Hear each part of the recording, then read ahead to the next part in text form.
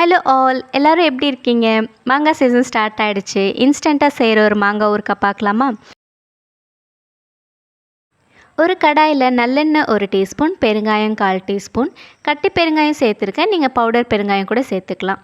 வெந்தயம் 1/2 டீஸ்பூன், காஞ்ச மிளகாய் 8 உங்கள் காரத்துக்கு ஏற்ப சேர்த்துக்கோங்க. இதெல்லாம் தனித்தனியாக எண்ணெயில் வறுத்து எடுத்துக்கலாம்.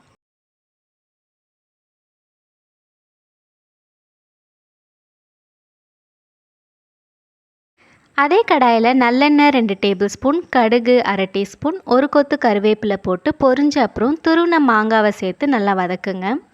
இது கூட மஞ்சள்தூள் 1/4 டீஸ்பூன், வறுத்து வச்சிருந்த வெந்தயம், காஞ்ச மிளகாய் கூட உப்பு 1 டீஸ்பூன் சேர்த்து நல்லா ஃபைன் பவுடராக அரைச்சி எடுத்துக்கோங்க. அதை இப்போது மாங்காய் கூட சேர்த்து காஷ்மீரி சில்லி பவுடர் 1/2 டீஸ்பூன், வெல்லம் 1 டீஸ்பூன் சேர்த்து எண்ணெய் பிரிஞ்சு வர வரைக்கும் குக் பண்ணால் 10 நிமிஷத்தில் மாங்காய் ஊறுகாய் ரெடி.